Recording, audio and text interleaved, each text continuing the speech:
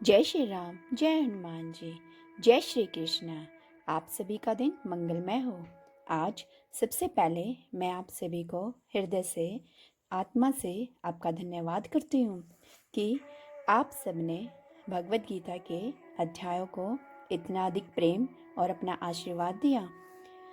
जब हमने इन अध्यायों की शुरुआत की थी तब यही संकल्प था कि श्रीमद् भगवत गीता के उपदेशों को सरल और सहज भाषा में हर उस हृदय तक पहुंचाया जाए जो जीवन में शांति, सुकून और आत्मिक बल तलाश कर रहे हैं।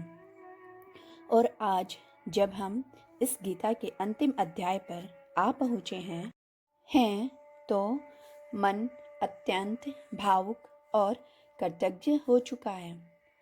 ऐसा लगता है जैसे एक लंबी आध्यात्मिक यात्रा का पड़ाव आज पूरा हुआ है और हम सभी ने मिलकर श्री कृष्ण भगवान के चरणों की ओर एक कदम और बढ़ा लिया है। आप सभी के बिना यह यात्रा अधूरी थी। आपने जिस श्रद्धा और भक्ति के साथ इस हर अध्याय को सुना और आत्मसात किया है और अपने जीवन में उतारने का प्रयास किया है, वही इस चैनल की सबसे बड़ी सफलता है।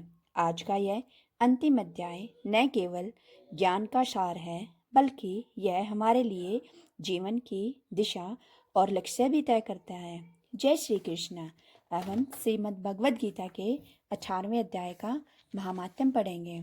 आप सभी को अब तो याद हो गया कि महात्म्य हम किस लिए पढ़ते हैं।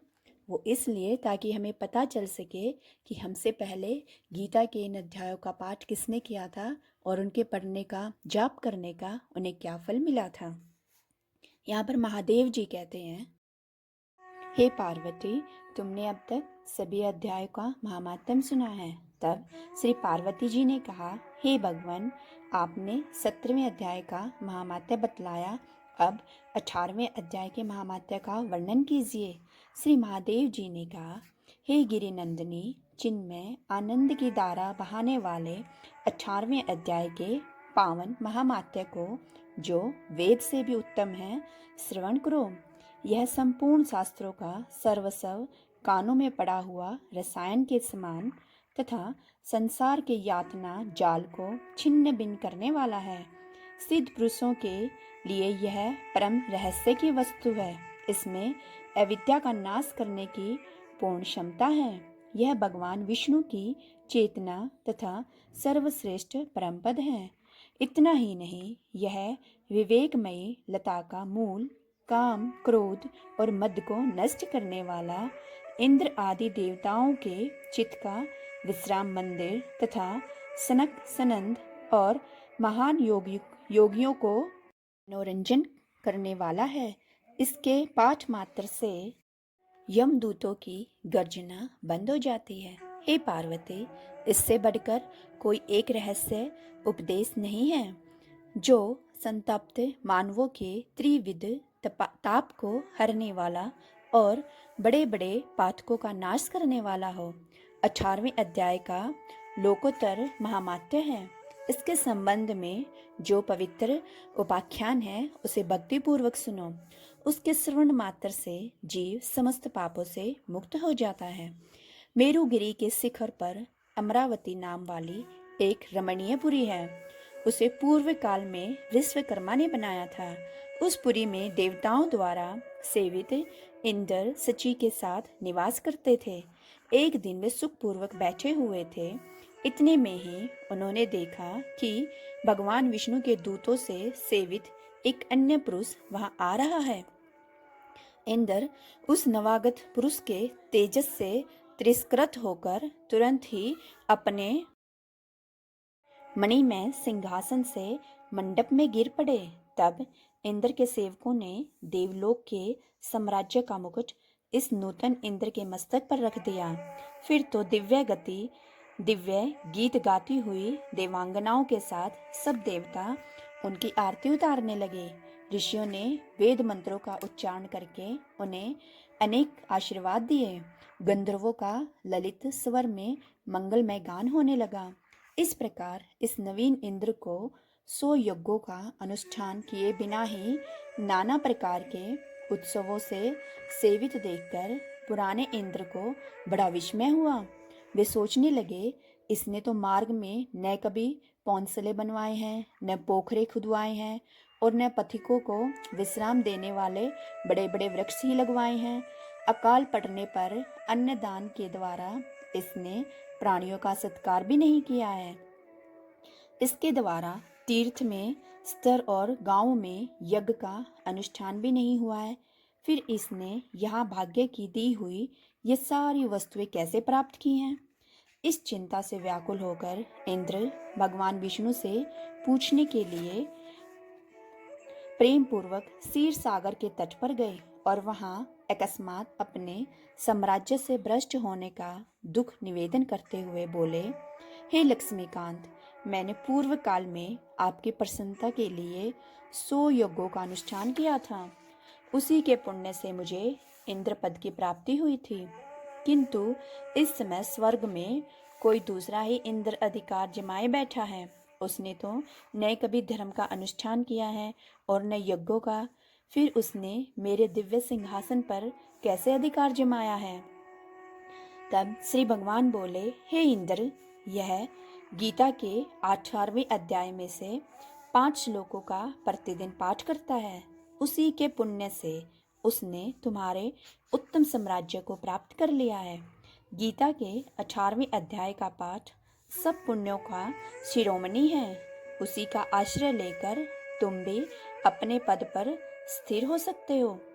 भगवान विष्णु के ये वचन सुनकर और उस उत्तम उपाय को जानकर इंद्र ब्राह्मण का वेश बनाए गोदावरी नदी के तट पर गए। वहां उन्होंने कालिका ग्राम नामक उत्तम और पवित्र नगर देखा, जहां काल का भी मर्दन करने वाले भगवान कालेश्वर विराजमान हैं। वहीं गोदावरी तट पर एक परम धर्मात्मा ब्राह्मण बैठे थे, जो बड़े ही दयालु और वेदों के पारंगत विद्वान थे। वे अपने मन को वश में करके प्रतिदिन गीता के 18वें अध्याय का स्वाध्याय ही किया करते थे। उन्हें देखकर इंद्र ने बड़ी प्रसन्नता के साथ उनके दोनों चरणों में मस्तक झुकाया और उन्हीं से 18वें अध्याय को पढ़ा। फिर उसी के पुण्य से उन्होंने श्री विष्णु का सायुज्य प्राप्त कर लिया। इंद्र आदि देवताओं का पद बहुत ही छोटा है। यह जानकर वे परम हर्ष के साथ उत्तम वैकुंठ धाम को गए। अतः यह अध्याय मुनियों के लिए श्रेष्ठ परम तत्व है।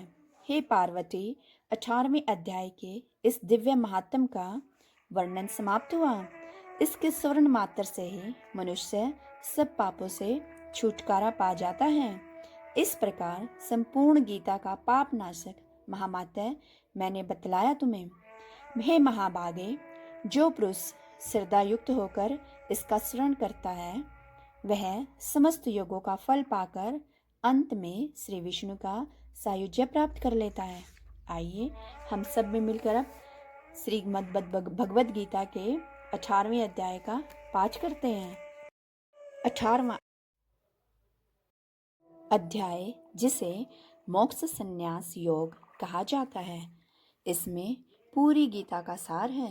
इसमें पिछले हमने जो 17 अध्यायों में शिक्षा जो ग्रहण की थी, वह गीता का सबसे बड़ा अध्याय है 18वां अध्याय। इसमें अध्याय की शुरुआत में ही अर्जुन ने भगवान श्री कृष्ण से प्रश्न पूछा है। उसके उपरांत अर्जुन बोले, हे महाभाव, हे अंतर्यामिन, हे वासुदेव, मैं संन्यास और त्याग के तत्व को पृथक पृथक जानना चाहता हूँ।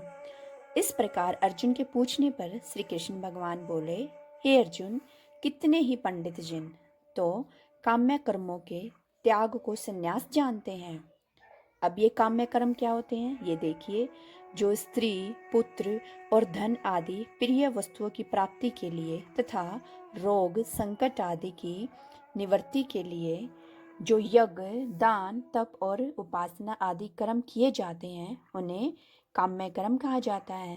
जैसे हमारे घरों में होते हैं ना, कि किसी की शादी नहीं हो रही है तो पूजा पाठ करते हैं, किसी को पुत्र प्राप्ति नहीं होता है तो पंडित से पूछते हैं लोग जाके कि पुत्र प्राप्ति का कोई उपाय बताइए। तो जैसे गुरुजन हो गए, पंडित लोग हो गए, तो वो कहते हैं ना कि सोमवार के व्रत करो, आप मंगलवार के व्रत करो। तो जो ये पूजा पाठ की जाती है, इन्हें हम क्या कहते हैं? काम्य कर्म कहते हैं। जो इनको त्याग देता है, संन्यास जानते हैं।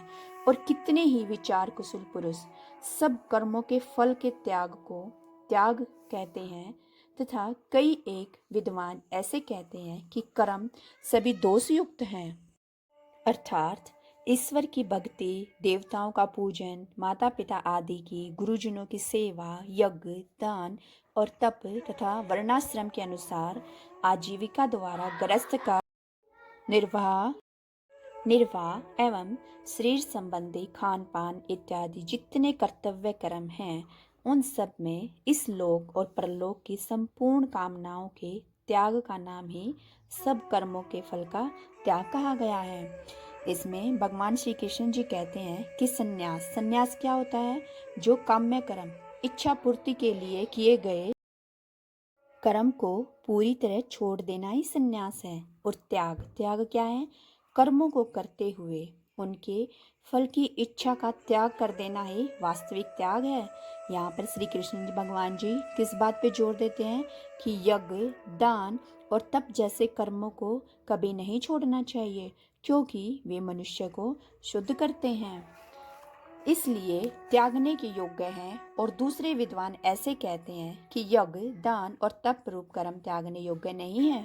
परंतु हे अर्जुन, उस त्याग के विषय में तू मेरे निश्चय को सुन। हे पुरुष श्रेष्ठ, वह त्याग सात्विक, राजस और तामस ऐसे तीनों प्रकार का ही कहा गया है, तथा यज्ञ, दान और तप रूप कर्म त्यागने के योग्य नहीं है, किंतु वह निसंदेह करना कर्तव्य है, क्योंकि यज्ञ, दान और तप यह तीनों ही बुद्धिमान पुरुषों को पवित्र करने वाले हैं।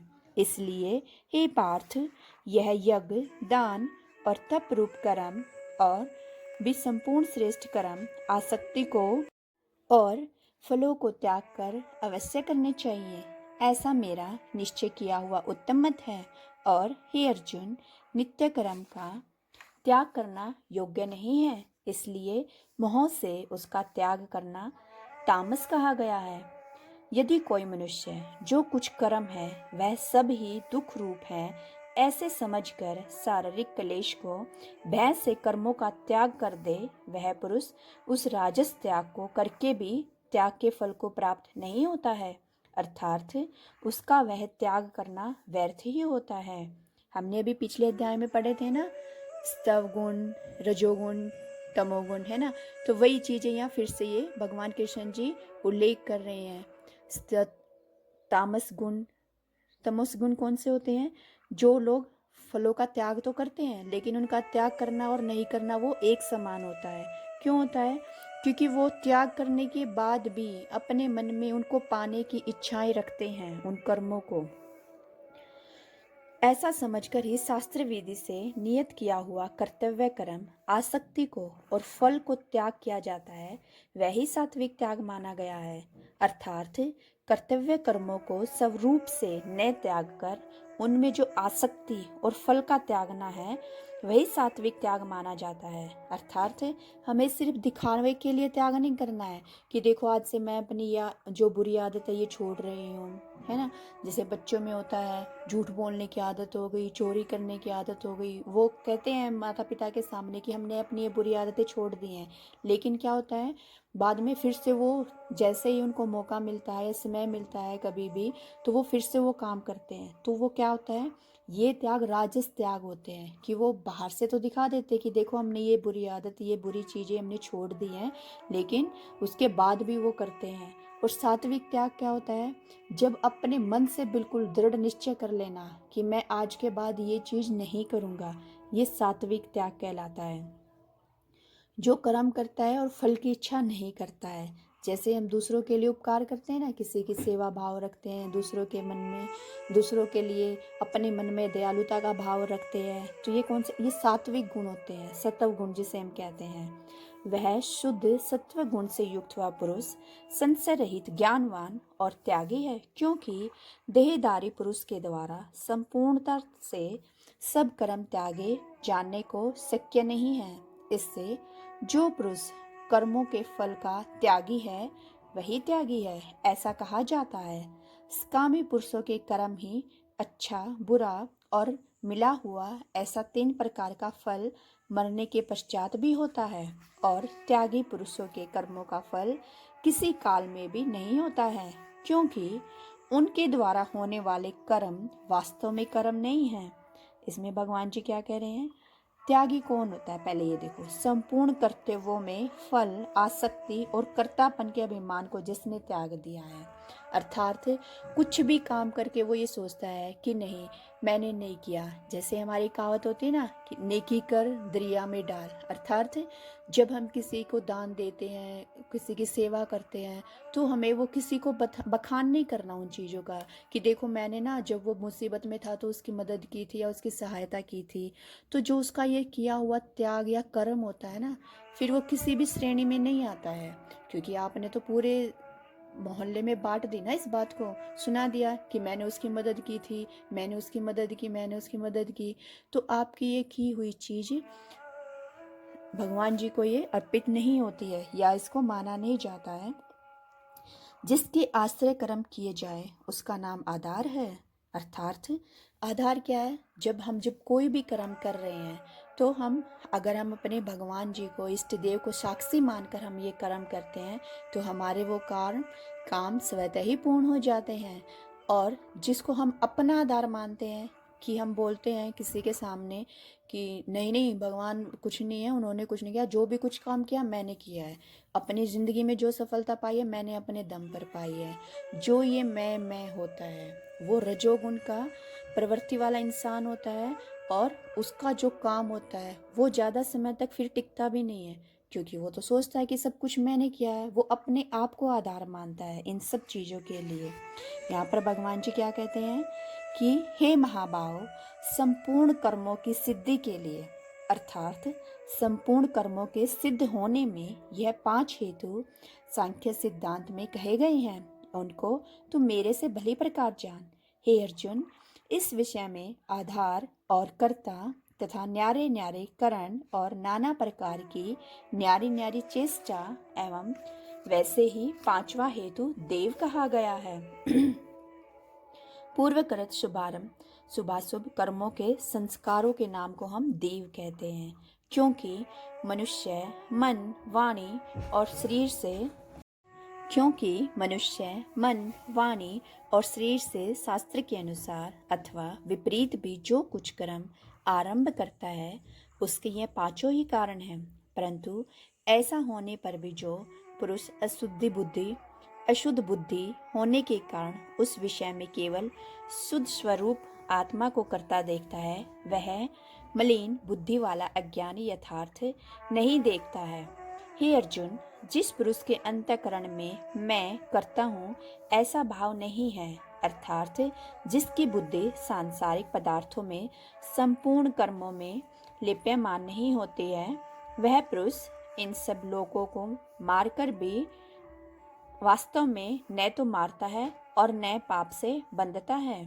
हे भारत, ज्ञाता, ज्ञान और यज्ञ ये तीनों तो कर्म के प्रेरक हैं, अर्थात इन तीनों के संयोग से तो कर्म में परिवर्त होने की इच्छा उत्पन्न होती है, और कर्ता, करण और क्रिया यह तीनों कर्म के संग्रह हैं, अर्थात इन तीनों के संयोग से कर्म बनता है। यहाँ पर भगवान श्री कृष्ण जी क्या कह रहे हैं? वो बताते हैं कि किसी भी कर्म की सिद्धि के लिए 5 कारक जिम्मेदार होते हैं। वे कौन से होते हैं?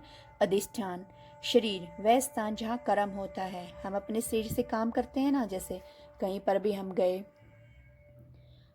जैसे गांव में किसान होते हैं, वो खेतों में काम कर रहे हैं, तो वो अपने शरीर से भी तो काम कर रहे हैं।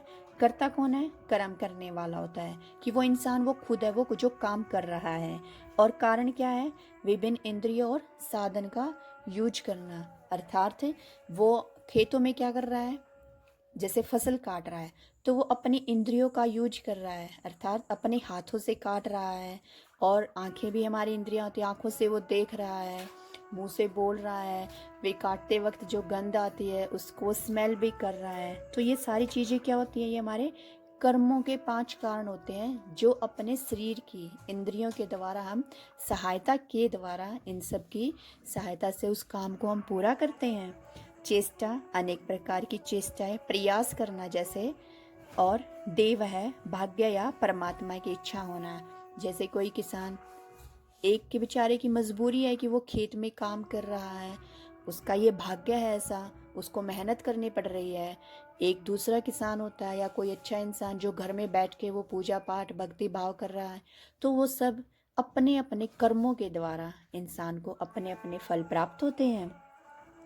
जब मनुष्य यह समझ जाता है कि सफलता केवल उसके हाथ में नहीं है, बल्कि इन पांचों के मेल से मिलती है, तो उसका अहंकार नष्ट हो जाता है। यहाँ पर भगवान जी और हमें क्या समझाने की कोशिश कर रहे हैं? वो कहते हैं कि जो मनुष्य परिणाम की चिंता, भगवान कृष्ण फल के त्याग की बात करते हैं कि जब मनुष्य केवल अपने कर्म पर ध्यान केंद्रित करता है और परिणाम को ईश्वर पर छोड़ देता है, तो उसकी चिंता समाप्त हो जाती है। यह हमें मानसिक रूप से स्थिर और शांत बनाता है। उन सब में ज्ञान और कर्म तथा कर्ता भी गुणों के भेद से सांख्य शास्त्र में 3 प्रकार से कहे गए हैं, उनको भी तू मेरे से भली प्रकार जान। इसमें भगवान जी क्या कहते हैं? जैसे अग्नि, वायु और जल द्वारा प्रारब्धवश किसी प्राणी की हिंसा होती देखने में आवे, तो भी वह वास्तव में हिंसा नहीं है। जैसे जिस पुरुष का देह में अभिमान नहीं है और स्वार्थ रहित केवल संसार के हित के लिए ही जिसकी संपूर्ण क्रियाएं होती हैं। कई मनुष्य सोचते हैं ना कि नहीं, मेरे पास तो बहुत सारा पैसा है, मैं तो बहुत बड़ा आदमी हूँ, मैं किसी के काम क्यों करूँ।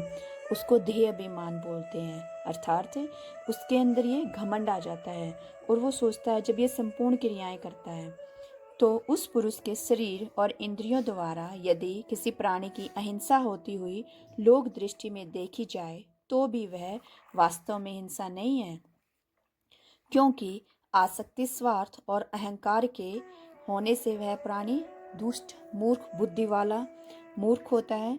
और जो ऐसा नहीं करता है, जो इंसान ऐसा नहीं होता है, जिसकी आसक्ति, स्वार्थ और अहंकार से न होने से किसी प्राणी की अहिंसा हो ही नहीं सकती, अर्थात जो अपने मन से भी किसी दूसरे के लिए बुरा नहीं सोचता है और बिना कर्तव्य अभिमान के किया हुआ कर्म वास्तव में अकर्म ही है, इसलिए वह पुरुष पाप से नहीं बंधता है।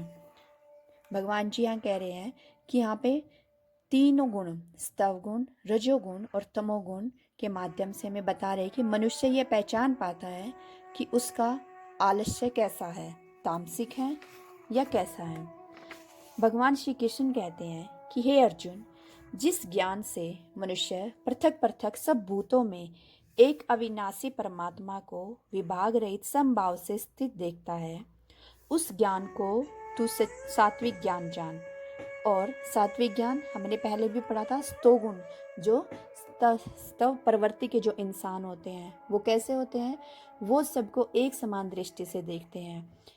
जितने भी प्रकृति के प्राणी हैं, जलचर हैं, भूमि हैं, थलचर हैं, जितने भी हैं, पशु पक्षी, मनुष्य हैं, देवता, भगवान, बड़े बूढ़े बच्चे, सबको वो एक समान भाव से देखता है, क्योंकि वो जानता है कि सब में भगवान का अंश विद्यमान है। उसके लिए मिट्टी और सोना सब एक बराबर होते हैं, तो वह कैसा है? वह सात्विक है। और जो ज्ञान, अर्थात जिस ज्ञान के द्वारा मनुष्य संपूर्ण भूतों में भिन्न भिन्न प्रकार के अनेक भावों को न्यारा न्यारा करके जानता है, उस ज्ञान को तू राजस जान।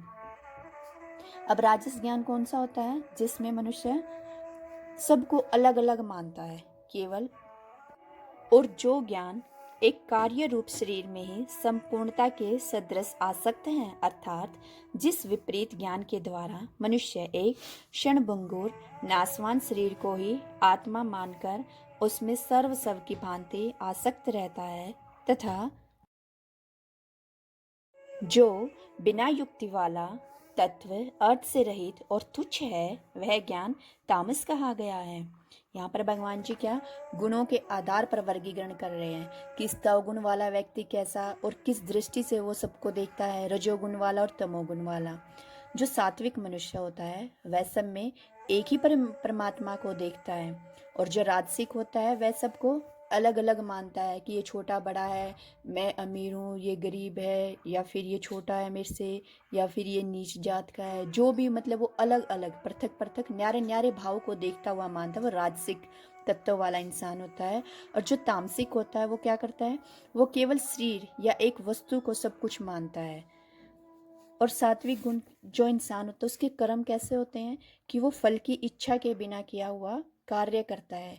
वह अपने संपूर्ण कार्य ऐसे करता है, उसे फल की इच्छा नहीं है, अपने कर्म कर रहा है। वो दान पुण्य त्याग जो भी उसके कर्म होते हैं वो सब करता है। जैसे हम तो सोचते हैं ना कि आज हम दान दे रहे हैं, कल भगवान जी हमें 10 गुना वापस देगा, लेकिन जो सात्विक प्रवृत्ति का इंसान होता है वो ऐसा नहीं सोचता है। और जो राजसी होता है वो क्या करता है, अहंकार और बड़े परिश्रम से किया गया कार्य वो राजसिक प्रवृत्ति के इंसान करते हैं। जैसे बड़े परिश्रम का क्या हो गया कि आज मैं जैसे बच्चे हो गए वो पढ़ते हैं, इसलिए पेरेंट्स उनको बोलते हैं कि खूब मन लगाकर पढ़ो, पढ़ाई करो, तभी तो अच्छा फ्यूचर बना पाओगे ना, बड़ी नौकरी मिलेगी या फिर बड़ा घर बना पाओगे।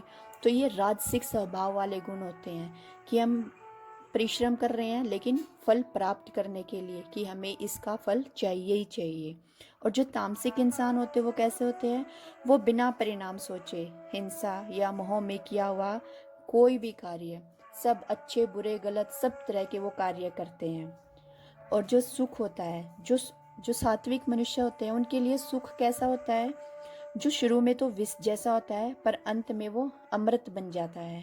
और जो राजसी मनुष्य होते हैं उनमें सुख कैसा होता है, वो शुरू में तो अमृत जैसा लगता है पर लास्ट में अंत में क्या होता है, विष हो जाता है उनके समान। हम कहते हैं ना कि सबके अच्छे और बुरे दिन आते हैं। जो सात्विक पुरुष होते हैं उनके लिए अच्छे और बुरे दिन दोनों एक समान होते हैं। जब वो अच्छाई में ना ज़्यादा वो खुश होते हैं, और जब दुख वाले दिन आते हैं तो उन पे उसका भी कोई असर नहीं होता, ना ही वो ज़्यादा दुखी होते हैं। लेकिन जो राजसिक मनुष्य होते हैं वो कैसे होते हैं, शुरू में अच्छाई अच्छे दिन अब सबको अच्छे लगते हैं तो वो अपने अच्छे दिनों को याद कर करके वो अपनी ज़िंदगी व्यतीत करते रहते हैं, लेकिन वही सुख जो होता है वो अंत में उनके लिए विष बन जाता है। जब वो सुख के दिनों में मेहनत नहीं करते हैं, परिश्रम नहीं करते हैं, सारे धन को, अर्जित किए हुए धन को ऐसे ही वो नष्ट कर देते हैं, खर्च कर देते हैं, तो वही सुख अंत में आके उनके लिए वो विष के समान, दुख के समान बन जाता है, और जो फिर वो उनसे काटे नहीं कटता। और जो तामसिक मनुष्य होते हैं वो कैसे होते हैं, वो आलस्य और निद्रा से ही पैदा हुए होते हैं और उनमें हमेशा वही समाहित रहता है। उनको कोई फर्क नहीं पड़ता है क्या चीज़ आ रही है क्या जा रही है, क्या मेरे घर में खुशी है क्या नुकसान है। हम देखते हैं ना कई कई कि ये तो शराबी किस्म का इंसान है या फिर ये नशा करता है, तो वो तामसिक अंधकार में जो अपना जीवन व्यतीत करते हैं उनके लिए कोई फ़र्क ही नहीं पड़ता है कि घर में क्या चल रहा है या बाहर समाज में। तो ये तामसिक प्रवृत्ति के लोग होते हैं। यहाँ पर भगवान जी श्री कृष्ण कहते हैं, जो कर्म शास्त्र विधि से नियत किया हुआ और कर्तापन के अभिमान से फल को न चाहने वाला पुरुष द्वारा बिन राग द्वेष से किया हुआ वह कर्म सात्विक कहा गया है। और जो कर्म बहुत परिश्रम से युक्त हुआ फल को चाहने वाला और अहंकार युक्त पुरुष द्वारा किया हुआ वह कर्म राजस कहा गया है। तथा जो कर्म परिणाम हानि हिंसा और सामर्थ्य को न विचार करके केवल अज्ञान से आरंभ किया जाता है वह कर्म तामस कहा जाता है।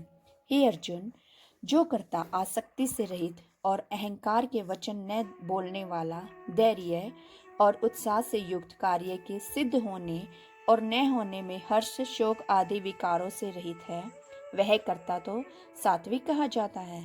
जो आसक्ति से युक्त कर्मों के फल को चाहने वाला और लोभी है तथा दूसरों को कष्ट देने के स्वभाव वाला, अशुद्धाचारी और हर्ष शोक से लिपायमान है, वह कर्ता राजस कहा गया है। और जो विक्षेप युक्त चित्त वाला, शिक्षा से रहित है, घमंडी है, धूर्त है और दूसरे की आजीविका का नाश करने वाला और शोक करने के स्वभाव वाला, आलसी और दीर्घसूत्री है, वह कर्ता तामस कहा जाता है। हे अर्जुन, बुद्धि का और दान शक्ति का भी गुणों के कारण 3 प्रकार का भेद संपूर्णता पूर्ण से विभाग पूर्वक मेरे से कहा हुआ सुन। हे पार्थ, प्रवृत्ति मार्ग और निवृत्ति मार्ग को तथा कर्तव्य और अकर्तव्य को एवं भय और अभय को तथा बंधन से और मोक्ष को जो जिस बुद्धि तत्व से जानती है, वह बुद्धि तो सात्विक है। हे पार्थ, जिस बुद्धि के द्वारा मनुष्य धर्म और अधर्म को तथा कर्तव्य और अकर्तव्य को भी यथार्थ नहीं जानता है, वह बुद्धि राजसी है। और हे अर्जुन, जो तमोगुण से आवर्त हुई बुद्धि अधर्म को धर्म ऐसा मानती है और भी संपूर्ण अर्थों के विपरीत ही मानती है, वह बुद्धि तामसी है। हे पार्थ, ध्यान योग के द्वारा जिस अभिविचारणी धारणा से मनुष्य मन, प्राण और इंद्रियों की क्रियाओं को धारण करता है, वह धारणा तो सात्विक होती है। और हे प्रथापुत्र अर्जुन, फल की इच्छा वाला इंसान मनुष्य अति आसक्ति से जिस धारणा के द्वारा धर्म, अर्थ और कामों का धारण करता है, वह धारणा राजसी है। तथा हे पार्थ, दुष्ट बुद्धि वाला मनुष्य जिस धारणा के द्वारा निद्रा, भय, चिंता और दुखों को, उन्मत्तता को भी नहीं छोड़ता है, अर्थात धारण किए रहता है, वह धारणा तामसी कहलाती है। हे अर्जुन, अब सुख भी तू 3 प्रकार के मेरे से सुन। हे भरत श्रेष्ठ, जिस सुख में साधक पुरुष भजन, ध्यान और सेवा आदि के अभ्यास से रमन करता हुआ और दुख के अंत को प्राप्त होता है, वह सुख प्रथम साधन के आरंभ काल में यद्यपि विष के सदृश भासता है, परंतु परिणाम में अमृत के तुल्य है। इसलिए जो भगवत विषयक बुद्धि के प्रसाद से उत्पन्न हुआ सुख है, वह सात्विक कहा गया है। अर्थात अभी हमने आपको बताया था ना कि सुख भी 2 प्रकार के होते हैं। जब शुरू में आता है तो हमें अच्छा लगता है, और जब वो आता आता चला जाता है, कहते हैं ना दिन रात एक समान नहीं होते, सुख दुख जिंदगी में आते रहते हैं। जब वो सुख जाता है, जब दुख आता है, तो फिर मनुष्य घबरा जाता है। लेकिन जो सात्विक प्रवृत्ति का इंसान होता है, उसका इस पर ज़्यादा असर प्रभाव नहीं पड़ता है। क्यों? क्योंकि वह सबको एक समान दृष्टि से देखता है। वह खुशी में ना ज़्यादा खुश होता है और ना ही दुख में वह ज़्यादा दुखी होता है। जो सुख विषय और इंद्रियों के संयोग से होता है, वह यद्यपि भोग काल में अमृत के सदृश भासता है, परंतु परिणाम में विष के सदृश है। इसलिए वह सुख राजस कहा गया है। तथा जो सुख भोग काल में और परिणाम में भी आत्मा को मोहने वाला है, वह निद्रा, आलस्य और प्रमाद से उत्पन्न हुआ सुख तामस कहा गया है। हे अर्जुन, पृथ्वी में या स्वर्ग में अथवा देवताओं में ऐसा वह कोई भी प्राणी नहीं है जो इन प्रकृति से उत्पन्न हुए तीनों गुणों से रहित हो, क्योंकि यावन मात्र सर्वत्र जगत त्रिगुणमयी माया का ही विकार है। भगवान श्री कृष्ण जी अर्जुन को क्या कह रहे हैं कि इस संसार में, पर इस प्रकृति में कोई भी ऐसा प्राणी नहीं है जो इन तीनों गुणों से विद्यमान नहीं है।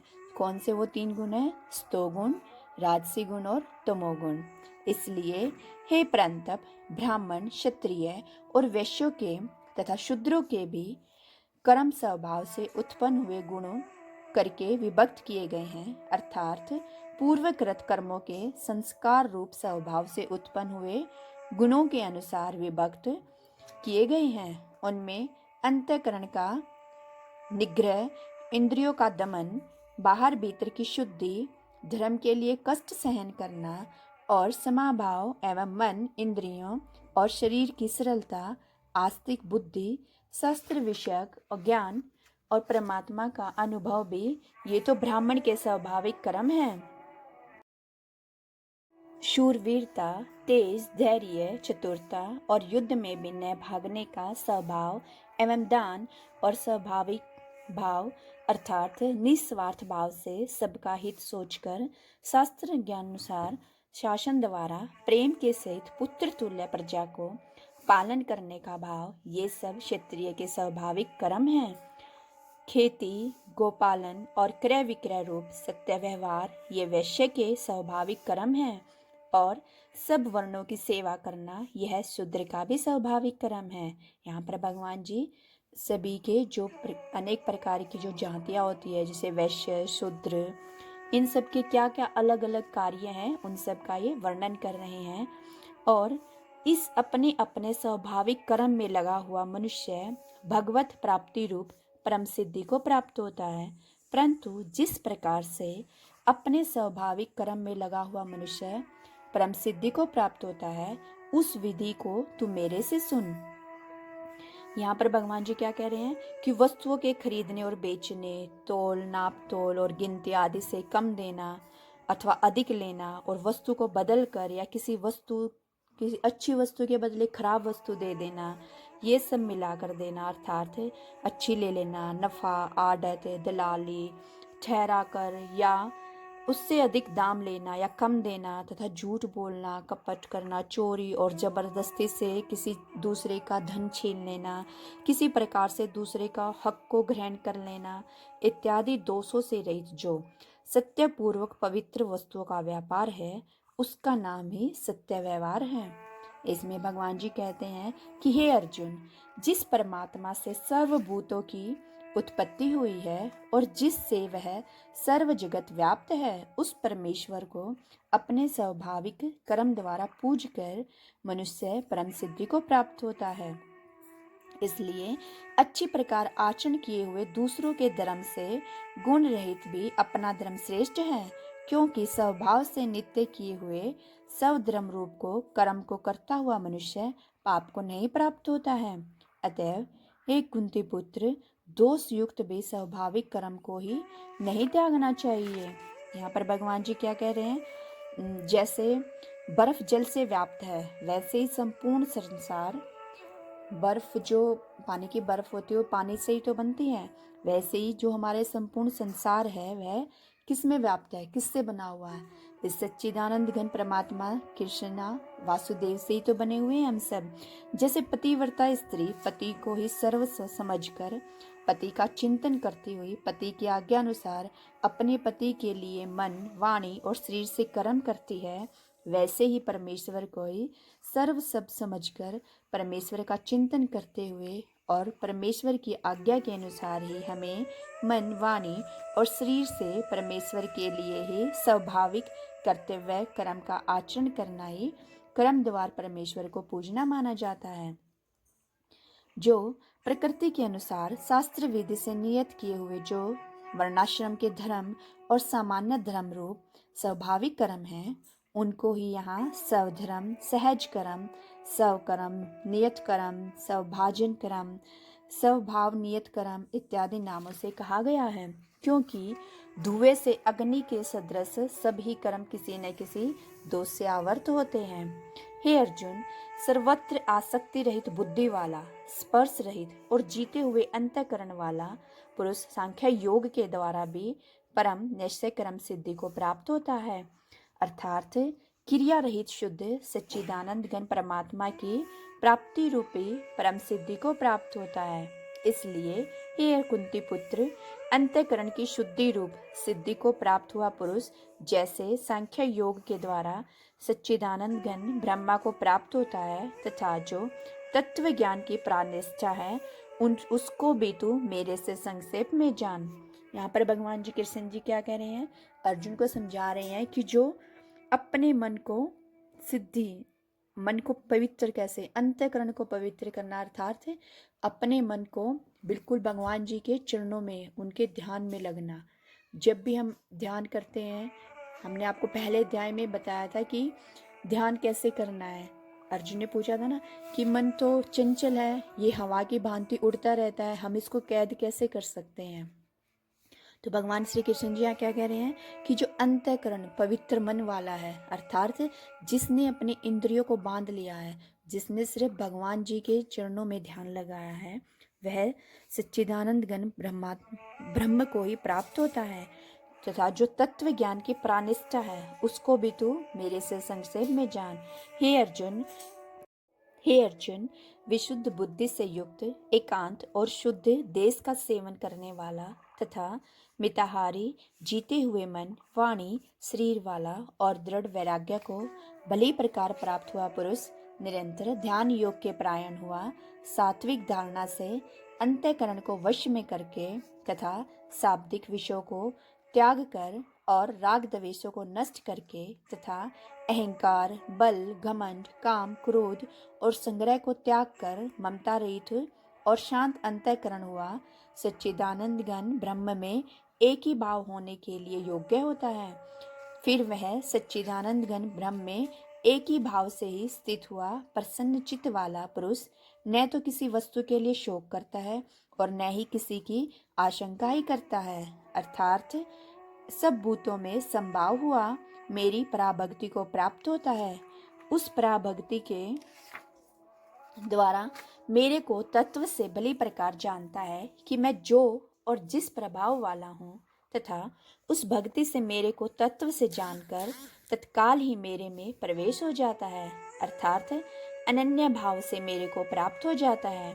फिर उसकी दृष्टि में मुझ वासुदेव के सिवा और कुछ भी नहीं रहता है। मेरे प्रायण हुआ निष्काम कर्म योगी तो संपूर्ण कर्मों को सदा करता हुआ भी मेरी कृपा से सनातन अविनाशी परम पद प्राप्त हो जाता है। इसलिए हे अर्जुन, तू सब कर्मों को मन से मेरे में अर्पण करके मेरे प्रायण हुआ समत्व बुद्धि रूप निष्काम कर्म योग का अवलंबन करके निरंतर मेरे में चित्त वाला हो। इस प्रकार तू मेरे में निरंतर मन वाला हुआ मेरी कृपा से जन्म मृत्यु आदि सब संकटों को अनायास ही तर जाएगा, और यदि अहंकार के कारण मेरे वचनों को नहीं सुनेगा तो नष्ट हो जाएगा, अर्थात परमार्थ से भ्रष्ट हो जाएगा। जो तू अहंकार को अवलंबन करके ऐसा मानता है कि मैं युद्ध नहीं करूंगा, यह तो तेरा निश्चय मिथ्या है, क्योंकि क्षत्रियपन का स्वभाव तेरे को जबरदस्ती युद्ध में लगा देगा। क्षत्रिय का काम होता है ना कि वह युद्ध करे अपने देश के लिए, अपनी प्रजा के लिए। यहाँ तो अर्जुन को क्या अपने सगे संबंधियों से युद्ध करना पड़ रहा है, तो भगवान जी उसको ये सब ज्ञान दे रहे हैं कि तू सब कुछ मेरे से ही जान, जो भी तू कुछ कर रहा है सब कुछ मेरे द्वारा किया हुआ जान। जैसे हम अपना काम करते हैं ना, कोई भी, जब मैं अपने लिए कुछ काम कर रही हूँ तो मैं सोचती हूँ कि मैं कर रही हूँ, और जब मेरा वो काम पूरा नहीं होता है तो फिर हम क्या करते हैं, हम भगवान जी को दोष देने लग जाते हैं कि भगवान जी ने मेरा ये काम पूरा नहीं किया, ये कैसे गलत हो गया, ये तो हो ही नहीं सकता था। जब काम को कर रहे हैं तो मतलब हम कर रहे हैं, और जब वो काम पूरा नहीं होता है तो मतलब वो भगवान जी ने खराब कर दिया, वो काम पूरा नहीं किया। ऐसा क्यों होता है? ऐसा मनुष्य क्यों सोचते हैं? जबकि उनकी सोच ये होनी चाहिए कि जब वो काम शुरू कर रहे हैं, कुछ भी काम है, अपना बिजनेस है, नौकरी है, पेपर है बच्चों के, कोई भी व्यवसाय शुरू कर रहा है, अगर वो पहले ही भगवान को साक्षी मानकर करे कि हे भगवान जी, मैं अपना ये नया काम शुरू करने जा रहा हूँ, आप आकर देखो, ये सब कुछ आपके भरोसे है, आपके सहारे है, फिर देखिए आपका वो काम कैसे पूरा नहीं होता है। जब आप अंत में आकर भगवान जी को दोष देते हैं तो आप अपना दिमाग थोड़ा सा भगवान जी में लगाइए और उस काम को शुरू करने से पहले ही भगवान जी को वो सौंप दीजिए कि हे प्रभु, जैसा है जो भी कुछ काम है सब आपके ही भरोसे है, आपको ही देखना है, कुछ भी ये काम सफल होएगा नहीं होएगा सब आपके द्वारा है। जब हम अपनी सारी चीज़ें, अपना सारा भार भगवान जी को समर्पण कर देते हैं तो फिर हमारे काम स्वतः ही अपने आप पूरे हो जाते हैं। यहाँ पर भगवान जी क्या कहते हैं कि हे अर्जुन, जिस कर्म को तू मोह से नहीं करना चाहता है उसको भी अपने पूर्वकृत स्वाभाविक कर्म से बंधा हुआ परवश होकर करेगा, क्योंकि हे अर्जुन, शरीर रूप यंत्र में आरूढ़ हुए संपूर्ण प्राणियों को अंतर्यामी परमेश्वर अपनी माया से उनके कर्मों के अनुसार भरमाता हुआ सब भूत प्राणियों के हृदय में स्थित है। इसलिए हे भारत, सब प्रकार से उस परमेश्वर की ही अनन्य शरण को प्राप्त हो। उस परमात्मा की कृपा से परम शांति को और सनातन परम धाम को प्राप्त होगा। इस प्रकार यह गोपनीय से भी अति गोपनीय ज्ञान मैंने तेरे लिए कहा है। इस रहस्य युक्त ज्ञान को संपूर्णता से अच्छी प्रकार विचार करके फिर तू जैसा चाहता है वैसा ही कर, अर्थात जैसी तेरी इच्छा हो वैसा ही कर। इतना कहने पर भी अर्जुन का कोई उत्तर नहीं मिलने के कारण श्री भगवान कृष्ण बोले कि हे अर्जुन, संपूर्ण गोपनीयों से भी अति गोपनीय मेरे परम रहस्य युक्त वचनों को तू फिर भी सुन, क्योंकि तू मेरा अतिशय प्रिय है। इससे यह परम हितकारक वचन मैं तेरे लिए कहूँगा। हे अर्जुन, तू केवल मुझ सच्चिदानंद घन वासुदेव परमात्मा में ही अनन्य प्रेम से नित्य निरंतर अचल मन वाला हो और मुझ परमेश्वर को ही अतिशय श्रद्धा भक्ति सहित निष्काम भाव से नाम गुण और प्रभाव के श्रवण कीर्तन मनन और पठन पाठन द्वारा निरंतर भजने वाला हो तथा मेरा शंख चक्र गदा पद्म और किरीट कुंडल आदि भूषणों से युक्त पीताम्बर वनमाला और कौस्तुभ मणिधारी विष्णु का मन वाणी और शरीर के द्वारा सर्वस्व अर्पण करके अतिशय श्रद्धा भक्ति और प्रेम से विहलता पूर्वक पूजन करने वाला हो और मुझ सर्वशक्तिमान विभूति बल ऐश्वर्य माधुर्य गंभीरता उदारता वात्सल्य और सहृदयता आदि गुणों से संपन्न सबके आश्रय स्वरूप वासुदेव को विनय भाव पूर्वक भक्ति सहित साष्टांग दंडवत प्रणाम कर। ऐसा करने से तू मेरे को ही प्राप्त होगा। यह मैं तेरे लिए सत्य प्रतिज्ञा करता हूँ, क्योंकि तू मेरा अत्यंत प्रिय सखा है। इसलिए सर्व धर्मों को अर्थात संपूर्ण कर्मों को आश्रय को त्याग कर केवल एक मुझ सच्चिदानंद घन वासुदेव को परमात्मा की अन्य शरण को प्राप्त हो। मैं तेरे को संपूर्ण पापों से मुक्त कर दूंगा, तू शोक मत कर। हे अर्जुन, इस प्रकार तेरे हित के लिए कहे हुए इस गीता रूप परम रहस्य को किसी काल में भी न तो तप रहित मनुष्य के प्रति कहना चाहिए और न भक्ति रहित के प्रति तथा न बिना सुनने की इच्छा वाले के प्रति ही कहना चाहिए, और जो मेरी निंदा करता है उसके प्रति भी नहीं कहना चाहिए। परंतु जिनमें यह सब दोष नहीं है ऐसे भक्तों के प्रति प्रेम पूर्वक उत्साह के सहित कहना चाहिए, क्योंकि जो पुरुष मेरे में परम प्रेम करके इस परम रहस्य युक्त गीता शास्त्र को मेरे भक्तों में कहेगा, अर्थात निष्काम भाव से प्रेम पूर्वक मेरे भक्तों को पढ़ावेगा या अर्थ की व्याख्या द्वारा इसका प्रचार करेगा, वह निसंदेह मेरे को ही प्राप्त होगा। और न तो इससे बढ़कर मेरा अतिशय प्रिय कार्य करने वाला मनुष्य में कोई है और न ही उससे बढ़कर मेरा अत्यंत प्यारा पृथ्वी में दूसरा कोई होवेगा। यहाँ भगवान श्री कृष्ण जी अर्जुन को क्या समझा रहे हैं कि जो इस गीता शास्त्र को, जो इन अध्यायों को पढ़ेगा पढ़ावेगा सुनेगा या दूसरों को सुनाएगा, वह मेरे को सबसे प्रिय होगा। तो आप सब भी इस गीता अध्याय को सुनकर अपने प्रियजनों को वीडियो शेयर करना न भूलें। इसके बाद भगवान जी क्या कहते हैं, हे अर्जुन, जो पुरुष इस धर्म में हम दोनों के संवाद रूप गीता शास्त्र को पढ़ेगा अर्थात नित्य पाठ करेगा, उसके द्वारा मैं ज्ञान यज्ञ से पूजित होऊंगा, ऐसा मेरा मत है। जो पुरुष श्रद्धा युक्त और दोष दृष्टि से रहित हुआ इस गीता शास्त्र का श्रवण मात्र भी करेगा, अर्थात जो सुनेगा, सिर्फ जो पढ़ नहीं सकते देख नहीं सकते, अर्थात जो सिर्फ सुन सकते हैं और जो सुन भी लेगा, वह भी पापों से मुक्त हुआ उत्तम कर्म करने वाले के श्रेष्ठ लोगों को प्राप्त होएगा।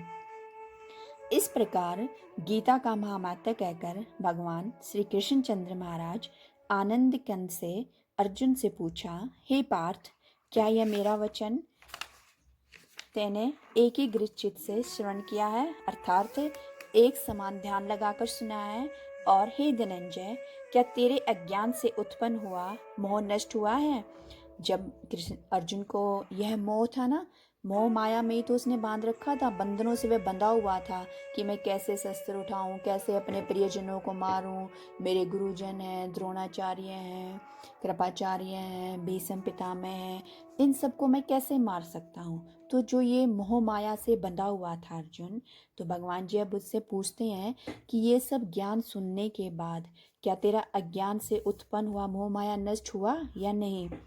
इस प्रकार भगवान के पूछने पर अर्जुन बोले, हे अच्युत्य भगवान जी, आपकी कृपा से मेरा मोह नष्ट हो गया है और मुझे स्मृति प्राप्त हुई है, इसलिए मैं संशय रहित हुआ स्थित हूँ और आपकी आज्ञा पालन करूंगा। इसके उपरांत संजय बोले, हे राजन, इस प्रकार मैंने श्री वासुदेव के और महात्मा अर्जुन के इस अद्भुत रहस्य युक्त और रोमांचकारक संवाद को सुना है। कैसे कि श्री व्यास जी की कृपा से दिव्य दृष्टि द्वारा मैंने इस परम रहस्य युक्त गोपनीय योग को साक्षात करते हुए स्वयं योगेश्वर श्री कृष्ण भगवान से सुना है।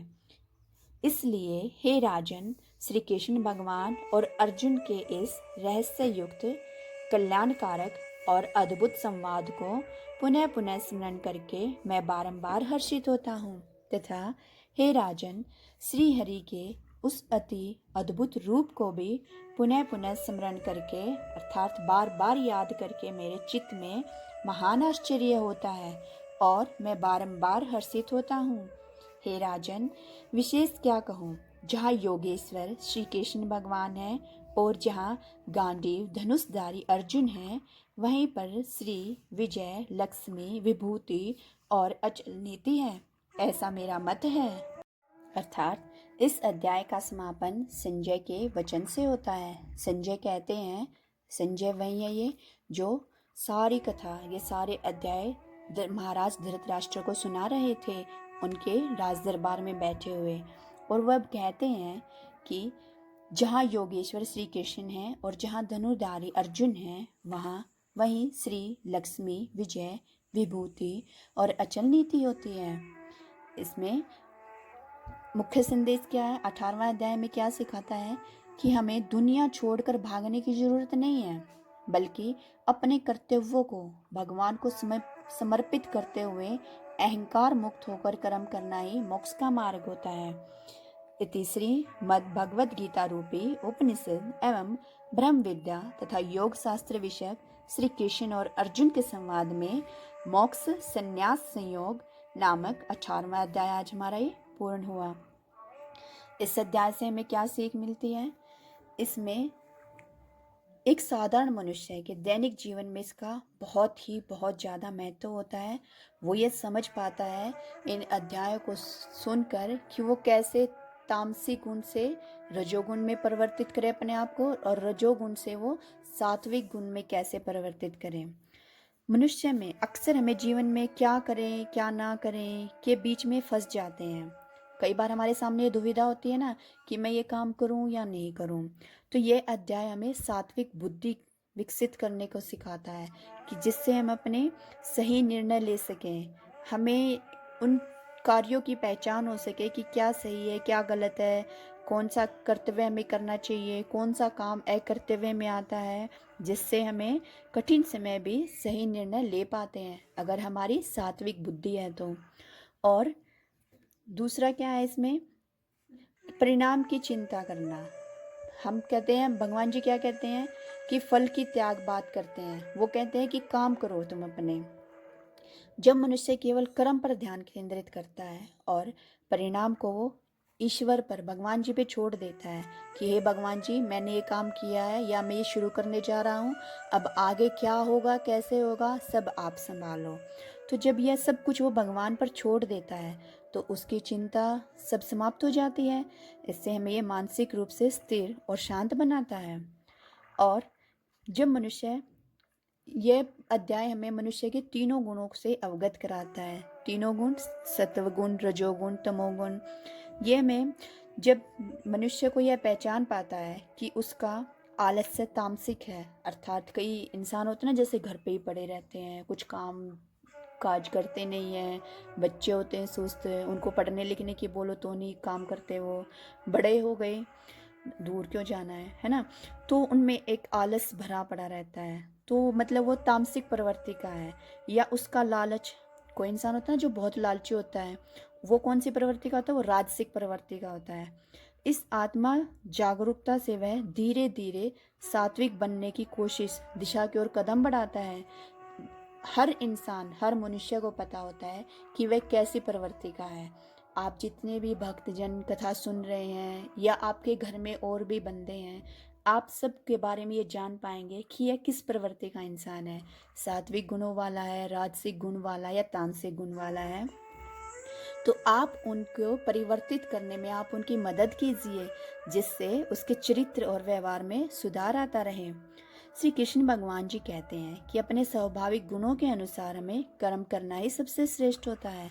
यदि कोई व्यक्ति अपनी रुचि अर्थात अपनी इच्छा के स्वभाव के अनुसार अपना करियर चुनता है, तो वह उसमें अधिक सफलता और खुश रहता है। यह अध्याय हमें दूसरों की नकल करने की बजाय अपनी क्षमताओं को पहचानने की भी प्रेरणा देता है। जैसे कई इंसान होते हैं ना, या बच्चे होते हैं, कि मैं जिस चीज़ में एक्सेप्टेबल हूँ, अर्थात है कि मैं योग्य हूँ, कि मैं ये काम कर सकता हूँ, तो मेरे को वही अपना करियर, अपना वही काम करना चाहिए, ना कि मैं दूसरे की नकल करके कि नहीं वो कर रहा है तो मैं भी कर लूँगा, लेकिन मेरे बस की तो नहीं है वो काम करना।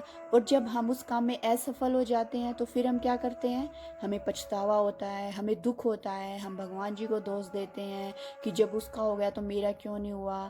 तो मतलब उसमें कौन सा राजसिक गुण आ जाते हैं उस इंसान में, है ना, कि वो लालच है, घमंड है, या फिर वो कुछ भी करता है, अपने आप को हानि पहुंचाता है। तो हमें ऐसा नहीं करना चाहिए।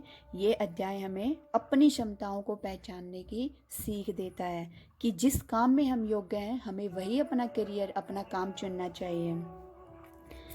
यह अध्याय पांचों कारणों का वर्णन भी करता है। यह बताता है कि किसी भी सफलता में केवल मैं जिम्मेदार नहीं हूँ। हम कहते हैं ना कि मैंने ये काम किया, मैं अकेले ने नहीं किया है। जैसे हमें अभी ये कथा कह रही है तो मैं सिर्फ अकेले नहीं कह रही हूँ, आप लोग भी इसमें जुड़े हुए हैं, आप लोग सब सुन रहे हैं, आगे शेयर कर रहे हैं, या किसी को और को भी बता रहे हैं। मैं पढ़ रही हूँ बुक से, या मैंने कहीं और से सुना है, तो मेरे कानों ने भी मेरा साथ दिया, मुंह ने भी बोलने के लिए साथ दिया है। ये पांचों कान जो हमारी इंद्रियां होती हैं, शरीर, साधन, प्रयास और देव भाग्य का भी हाथ होता है इन सब काम को करने में। यह समझ मनुष्य को घमंडी होने से बचाती है और असफलता मिलने पर उसे डिप्रेशन में जाने से भी रोकती है ना। जैसे कई जब हमारा काम कोई सक्सेसफुल नहीं होता है या सफलता प्राप्त नहीं होती है, तो इंसान चिंता करने लग जाता है, कितना पैसा भी लगाया, समय भी लगाया मैंने, उसके बाद भी मेरा काम पूरा नहीं हुआ। तो यह अध्याय हमें सिखाता है कि सफलता कई कारकों पर निर्भर होती है। हम सिर्फ अकेला मैं करने वाला नहीं होता, बहुत सारी चीज़ें मिलकर हमारे उस काम को पूर्ण करती हैं। इस अध्याय का अंतिम संदेश है कि शरणागति अर्थात जीवन के सबसे कठिन दौर में जब मनुष्य अकेला महसूस करता है, तब वह विश्वास कि ईश्वर मेरे साथ है और मैं उसी की शरण में हूँ। कई बार होता है ना, जब इंसान चारों ओर से निराश हो जाता है, कहीं से भी उसे कोई मदद की उम्मीद नहीं मिलती है, तब लास्ट में वो क्या करता है, फिर वो भगवान जी को सरेंडर करता है कि अब आप संभालो, आप देखो मेरे से कुछ नहीं हो रहा है ना।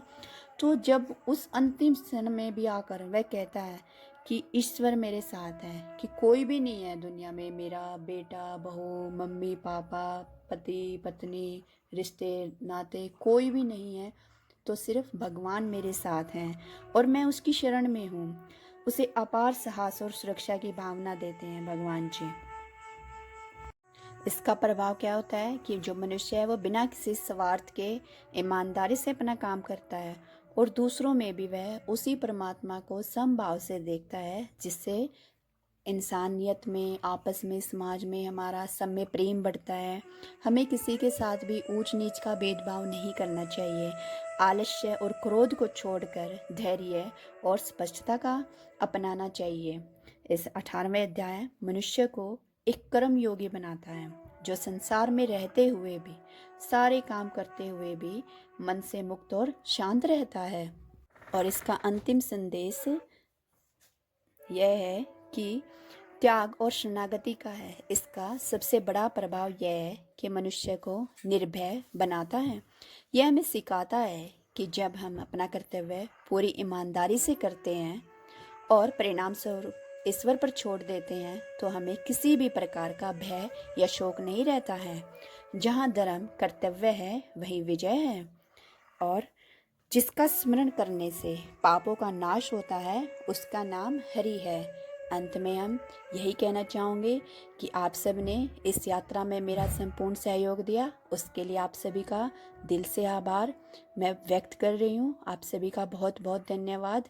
सभी मिलकर बोलेंगे राधे राधे, जय श्री कृष्णा।